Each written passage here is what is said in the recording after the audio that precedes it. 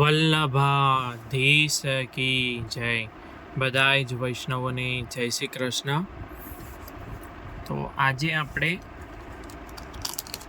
3-4 number લાલન ઠાકોરજી હોય એમની માટે આપણે પન્નાની પહોંચી સિદ્ધ કરવાના છીએ, ચાંદીની રિયલ મોતીવાળી અને રિયલ પન્નાની. તો એ આપણે બધા સાથે મળીને જોઈશું.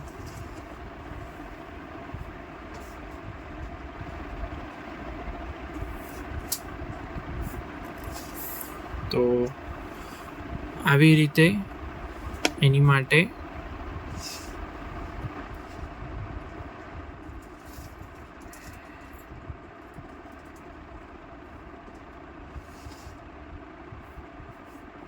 આપણે પડછ્યું પહેલાં સિદ્ધ કરી લઈશું.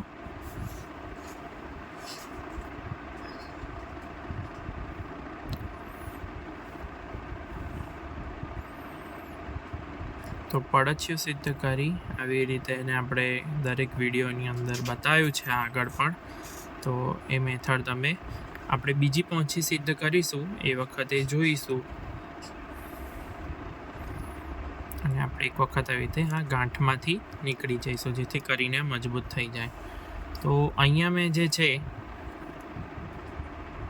એ 2-2.5 mm ફ્રેશ વોટર પલ જે આવા હોય છે એનો હું ઉપયોગ કરું છું.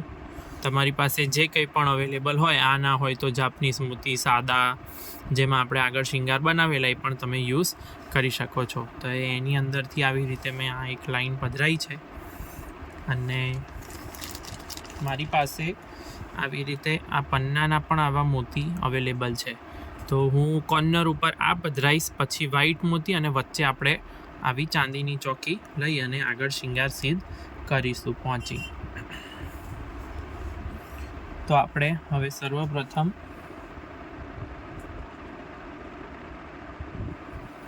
એક આવી રીતે પન્નાનો મોતી પધરાઈશું. આશરે આપણે 0.75 ઇંચ જેટલી આ જે છે એ સિદ્ધ કરવાની છે. એટલે જો આપણે આટલો આશરો રાખીએ કે આપણે આટલા લઈશું તો 0.75 સુધી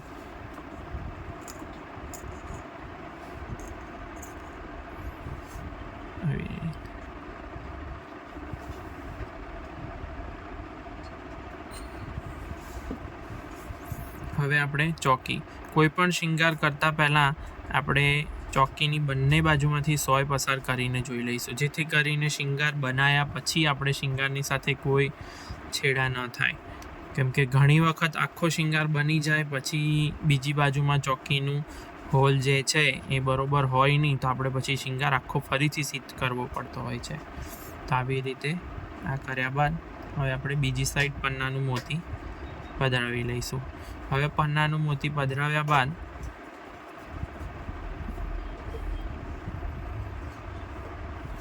આપણે બીજી સાઈડનું પડછ્યું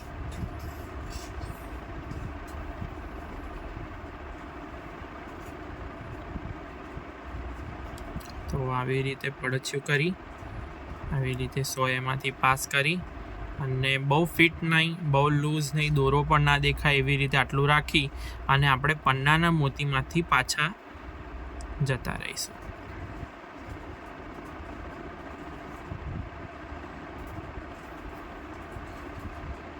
રિયલ રત્નોના હોલ બહુ જ નાના હોય છે એટલે એમાંથી આપણે 12 નંબરની સોયનો જ ઉપયોગ કરવો પડશે. અને તેમ છતાં પણ આપણે રિયલ મોતીની અંદર પણ ફ્રેશ વોટર પલમાં પણ એ જ પ્રકારે હોય છે. અહીંયા મેં અંદર શ્યામ દોરાનો ઉપયોગ કર્યો છે. તમે ચાહો તો સફેદ દોરાનો પણ ઉપયોગ કરી શકો છો. શ્યામ દોરાનો ઉપયોગ કરવાનું એક બીજું કારણ એ છે કે અહીંયા આપણે જે અહીંયા બી દોરાને જોઈન્ટ કરવામાં ને અહીંયા બી દોરાને જોઈન્ટ કરવામાં જે ગાંઠ લઈએ તો એમાં દોરો જે છે વ્હાઈટ દોરો એ દેખાય. શ્યામ દોરો હોય તો બંને એક રસ થઈ જાય. તો આવી રીતે રિયલ મોતી હોય તો એને દોરાની બહાર નહીં પધરાવવા. જેમ જેમ ગણતરી થતી જતી હોય, જેમ જેમ જરૂર પડતી હોય એમ દોરામાંથી બહાર આપણે 2 આંગળીની વચ્ચે પધરાઈ અને આવી રીતે પધરાવવા. અને આ જુઓ પન્નાના મોતીમાંથી આપણે ઉપર જતા રહીશું.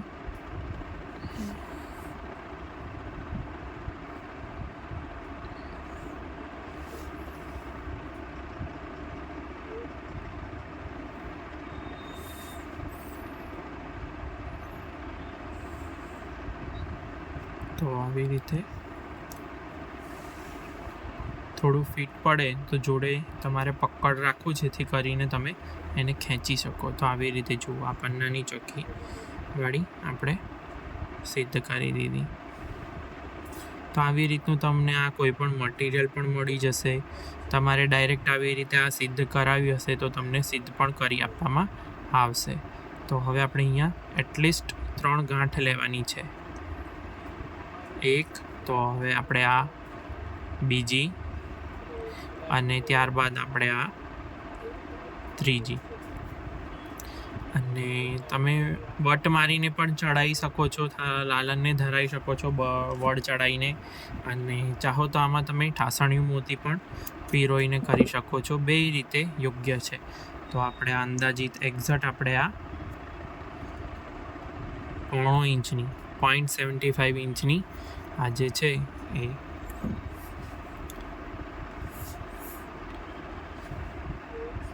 પહોંચી સિદ્ધ કરી. હજુ બીજી એક પહોંચી સિદ્ધ કરી લઈએ. જ સાથે સાથે તમે પણ સિદ્ધ કરતા જાઓ. જો તમે લઈને બેઠા હોય મટીરિયલ, તો આવી રીતે 2 પડછિયાનો દોરો આવી રીતે કટ કરવાનો છે.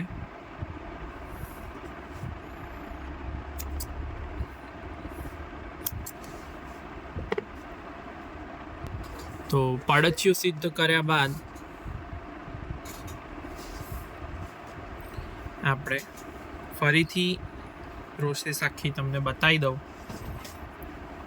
તો આજે સોયમાં જે દોરો પરાયો છે ત્યાં આપણે પાછળ આવી રીતે સિંગલ ગાંઠ લેવાની છે. આમ જાડી ગાંઠ વડે એવી રીતે નથી કરવાનું, નહીંતર શિંગારની શોભા વહી જશે. તો આવી રીતે ગાંઠ લીધા પછી ગાંઠની પાછળનો ભાગ આવી રીતે મેં વળો કરી લીધેલો વિડીયોની શરૂઆતમાં, અને આવી રીતે 2 છેડા ભેગા કરી અને આવી રીતે પાછળ જે ગોળ બને એમાંથી 2 છેડા પાસ કરી દેવાનું. એટલે આવી રીતે જે રચના બનશે એની અંદરથી આવી રીતે તમારે સોય પાસ કરી લેવાની છે. એટલું કર્યા બાદ આવી રીતે દોરો બધો પાસ નથી કરી દેવાનો. આવી રીતે એના પાછળ ગાંઠવાળા 2 જોઈન્ટ ભાગમાંથી સોય પાસ કરી દેવાની છે. અને આપણે અહીંયા ગાંઠમાંથી પણ એક વખત સોય પાસ કરી લઈશું એટલે આ એકદમ ફિટ થઈ જશે. હવે પહેલાંમાં કર્યું તો આવી રીતે આ પોંચીમાં કર્યું હતું તેવી જ રીતે આપણે જોઈશું. ફરીથી એક પન્નાનો મોતી પધરાઈશું. તમારી પાસે પન્નાનો મોતી ના હોય તો તમે કોઈ પણ સાદા ગ્રીન મોતીનો પણ ઉપયોગ કરી શકો છો.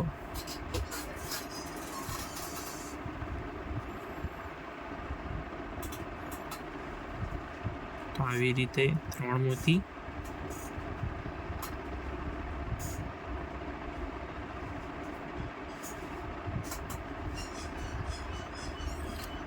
ત્યારબાદ આપણે ફરી આવી એક ચાંદીની ચોકી લઈશું.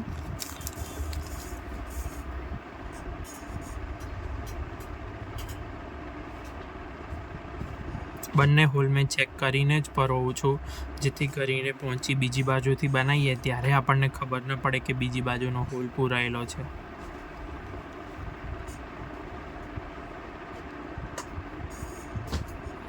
બીજી બાજુનો આપણે પન્નાનો મોતી પરોયો. હવે આપણે પડછિયાનો બીજો છેડો લઈશું. એને પણ આવી રીતે કરી અને આવી રીતેથી અહીંયા પાસ કરી લઈશું.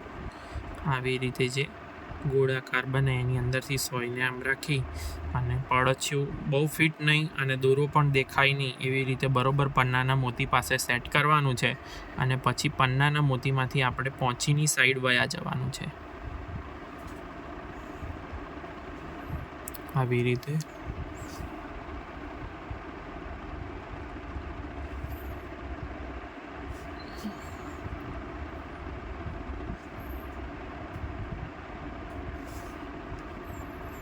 તો એ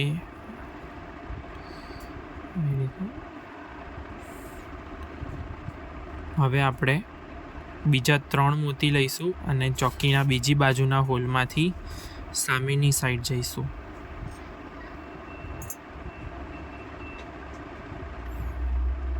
3 મોતી પહેલાં દોરામાં નીચે ઉતારી લેવા, ત્યારબાદ જ સોય ક્યાંયથી પણ પાસ કરવી. જુઓ, અને આપણે ફરી 3 મોતી લઈશું.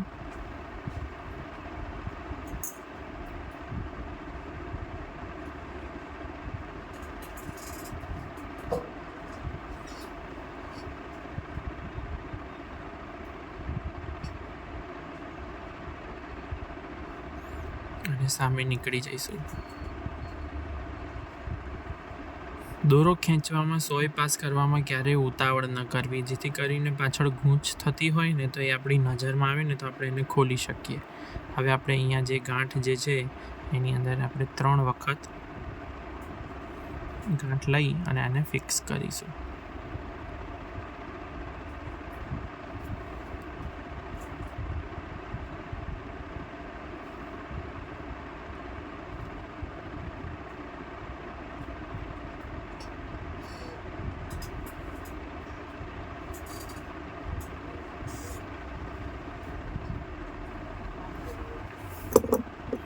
હવે આશરે આ જે છે એ 3-4 નંબર લાલન માટે આપણે પહોંચી આજે સિદ્ધ કરી છે. તો હું તમને બતાડી દઉં, આવી રીતે આ એક જોડી આખી આપણે પન્નાની આજે પહોંચી સિદ્ધ કરી છે.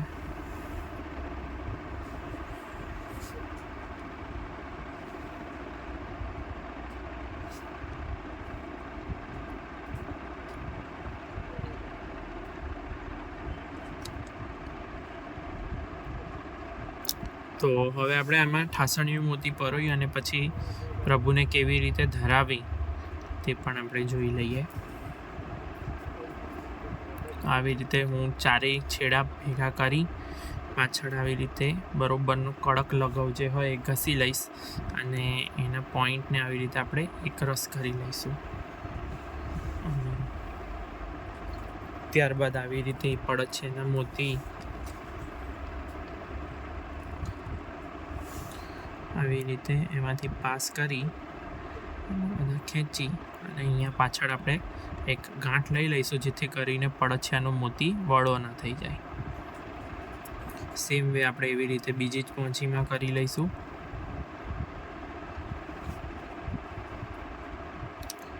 ચારે છેડાને ભેગા કરી અને કડક લગાવ ઘસી લેવાનો છે. આવી રીતે વધનો લગાવ હોય તો આવી રીતે આંગળીથી એકદમ જોરથી આંગળી અને અંગૂઠા વડે દબાવવાની છે, જેથી કરીને રેસા બધા પતલા અને ચપટા થઈ જાય. આવી રીતે જે કોઈ પણ મોતીના હોલમાંથી તમે આરામથી આ 4 પડત છે આ પાસ કરી શકો, એ તમારે ઠાસણીયા મોતી તરીકે ઉપયોગમાં લેવું. એમાં એવો કોઈ ખાસ એવો કોઈ નિયમ કે ક્રમ નથી. અને ત્યારબાદ આપણે કેવી રીતે લાલનને ધરવું, તો આવી રીતે લાલનનું સ્વરૂપ હોય તો ગાદી ઉપર પ્રભુ બિરાજ્યા હોય તો આવી રીતે આમ પાસ કરી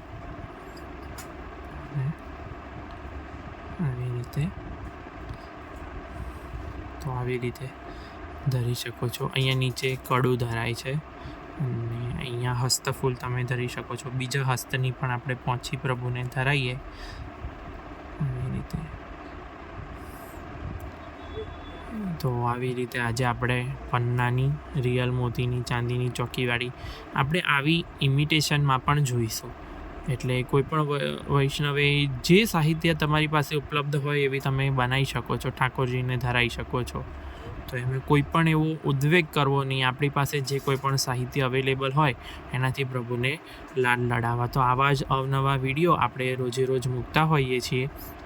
તો એના માટે તમારે જો વોટ્સઅપ ગ્રુપમાં જોઈન થવું હોય તો એની લિંક નીચે ડિસ્ક્રિપ્શન બોક્સમાં આપેલી છે, તેના દ્વારા તમે ગ્રુપમાં જોઈન થઈ શકો છો. તો આજે આપણે રોજ આવી રીતે મળતા રહીશું અને કોઈ પણ ઠાકોરજીનો નવો શિંગાર, વાઘા વસ્ત્ર, કોઈ પણ સેવાનું સાહિત્ય આપણે શીખતા રહીશું. આપ સર્વેનો ખૂબ ખૂબ આભાર, ખૂબ ખૂબ ધન્યવાદ. જય શ્રી કૃષ્ણ.